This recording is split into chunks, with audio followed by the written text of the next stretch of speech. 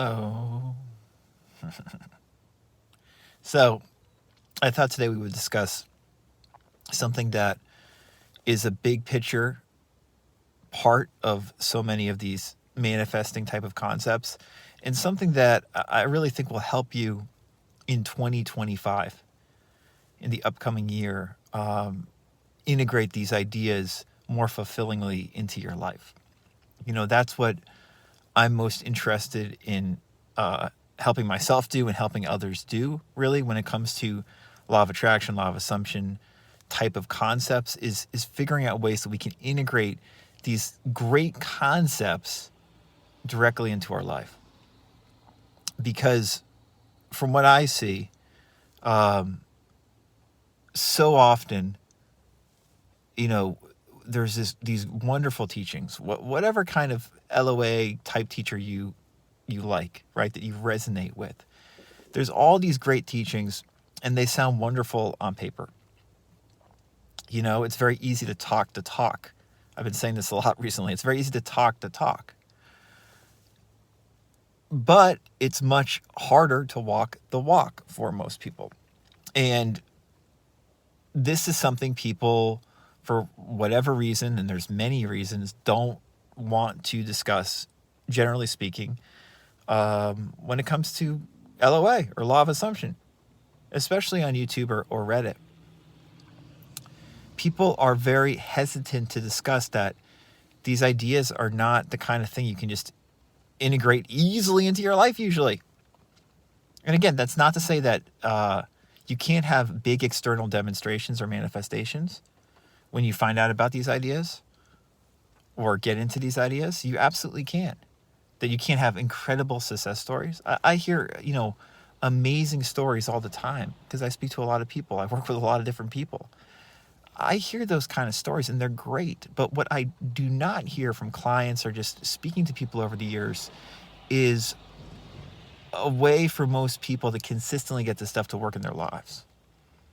Most of the people who have success stories that they share with me that are spectacular are struggling with something else now that they want to speak to me about or bounce off of me. You know what I mean? You get that loving relationship, or you get that health back, or you get that financial improvement. But what happens next? You got to keep going, right? Life goes on. We have to integrate these tools. And if there is just one thing, one technique, one approach that works for you, that is great. And I'm all for that, I just don't think it serves most of us to be dogmatic when it comes to these ideas. Because in my opinion, what they're all pointing at is utilizing your imagination more practically. Utilizing your imagination.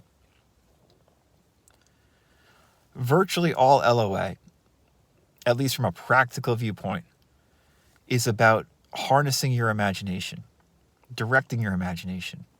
You could say controlling your imagination. Use whatever verb you feel comfortable with, but working with your imagination.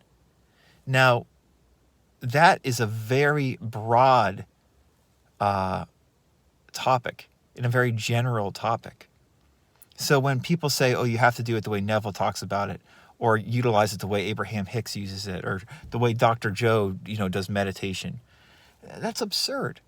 In my opinion, again, basically all these LOA teachers are just talking about using your imagination. And that's so much more flexible and non-dogmatic than people usually care to talk about or admit. And this is a good thing. What most of these teachers are getting at, I think, is, your imagination is running the show much more than you suspect. And that you have much more of a say over your imagination than you expect. Right? So there's no need to be dogmatic or say, oh, my imagination works this way, my imagination works that way. That's absurd.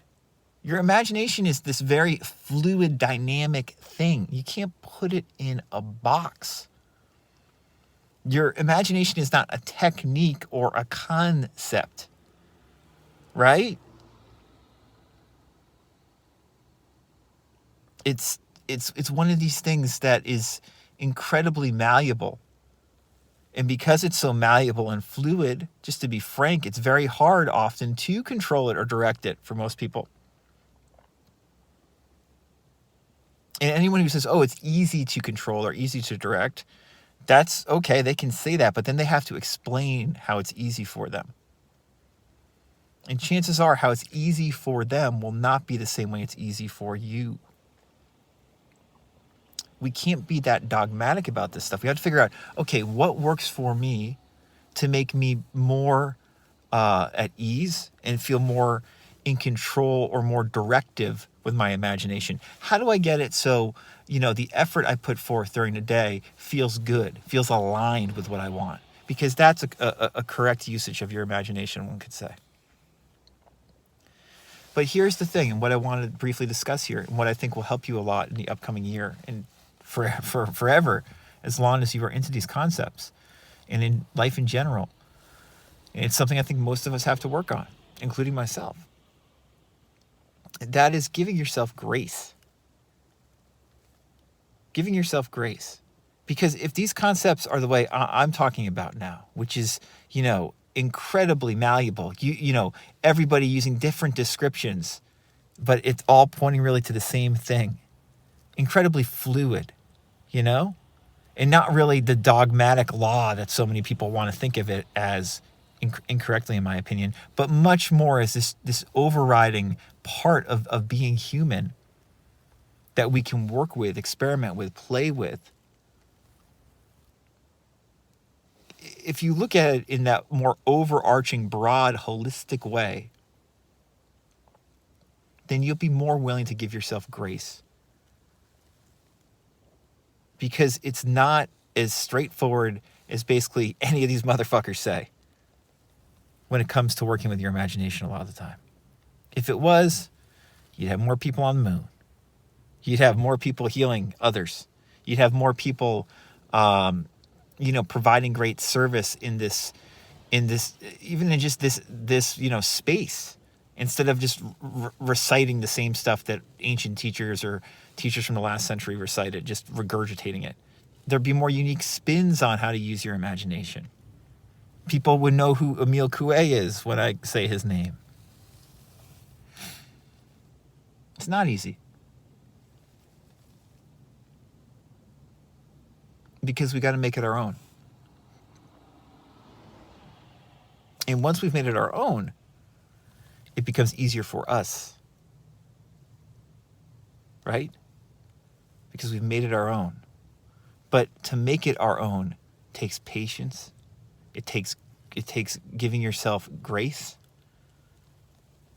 and allowing yourself to quote unquote mess up, or to realize, oh, I don't have a handle on my imagination as much as perhaps I thought, right? It takes some humility. It takes some getting to know your emotions and ground yourself so you feel okay, even while, emotionally, seemingly things are going up and down and all these crazy thoughts are going through your head, and you realize, oh, I'm okay. I can ground myself here and move through this.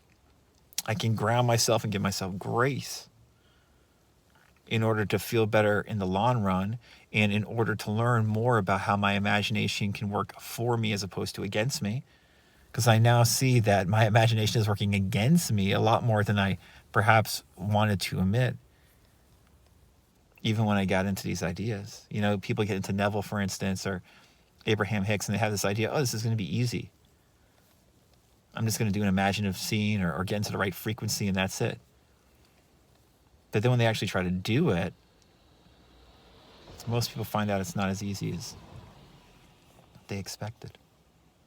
That's when the real work starts. So if you give yourself more grace in 2025, hold yourself accountable, but give yourself more space and grace, and ground yourself into the process in that way, through gentleness, through humility,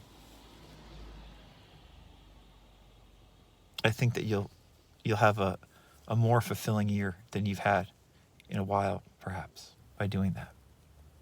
Allowing yourself that. because that's no joke. Quite often, it's us ourselves that beat ourselves up the most. We're far more critical usually of ourselves than we are of other people, especially if you're, someone with good common sense, someone with emotional intelligence. You probably have a tendency to give many more people a break before you give yourself a break for the same thing. So give yourself grace and start, allowing yourself to work with your imagination in this more fluid, dynamic, holistic way. I think will make you feel better. If you have any questions, I can be reached at radicalcounselor.com.